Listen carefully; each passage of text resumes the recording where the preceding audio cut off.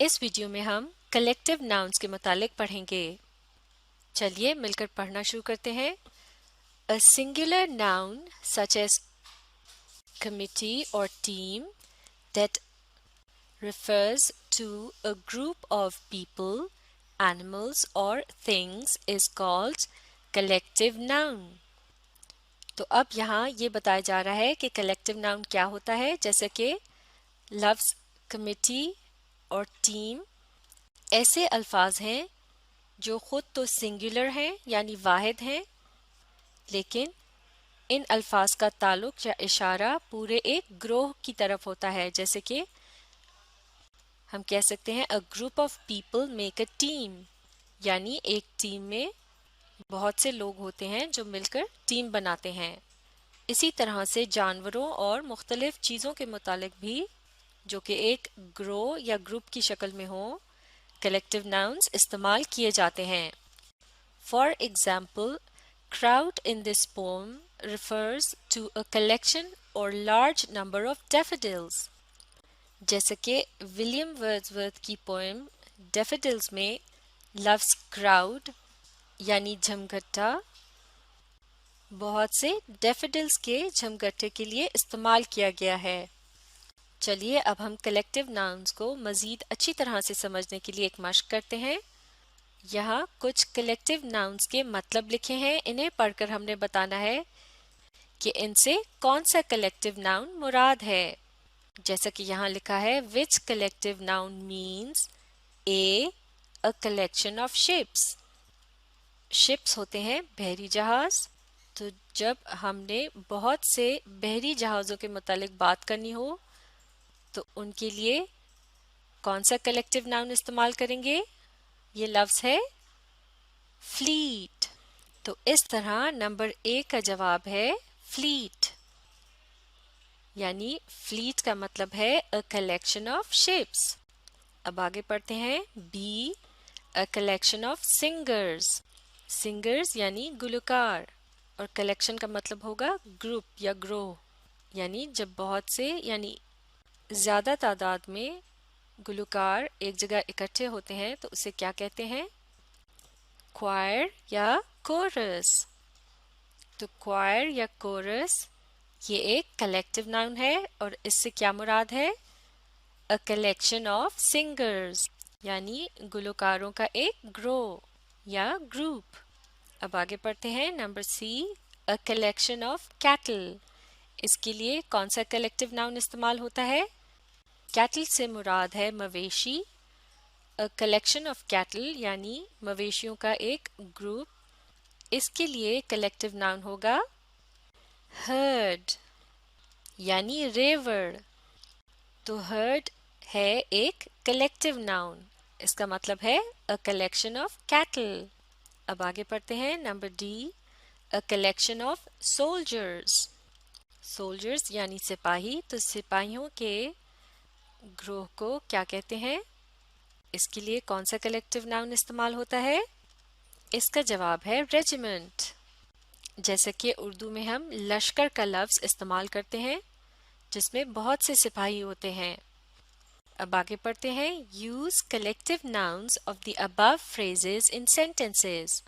यानी हमने जो इन फ्रेजेस से कलेक्टिव नाउन्स बनाए हैं, अब हमने उनको जुमलों में इस्तेमाल करना है। तो पहला कलेक्टिव नाउन है फ्लीट। अब मिलकर इसका जुमला पढ़ते हैं। The fleet sailed off the coast and soon vanished into the distance. Fleet का मतलब होता है बेड़ा, जैसा कि बहरी जहाज़ों का बेड़ा होता है। तो इस जुमले में ये बताया जा रहा है कि बहरी जहाज़ों का बेड़ा साहिल से पुरसुकून अंदाज में रवाना हुआ और बहुत जल्द नज़रों से दूर ओझल हो गया। जैसा कि आप साहिल समुद्र पर खड़े हों और इस मंजर को देख रहे हों। तो इस जुमले में फ्लीट का लफ्ज़ क्या है? ये एक कलेक्टिव नाउन है। अगला कलेक्टिव नाउन है क्वायर या फिर कोरस, यानी इनमें से कोई एक लफ्ज़ हम जुमले में इस्तेमाल करेंगे। इन दोनों अल्फाज से मुराद है गुलकारों का एक ग्रोह, अ कलेक्शन ऑफ सिंगर्स। چلیے مل کر جملے کو پڑھتے ہیں، آپ بھی پڑھیے.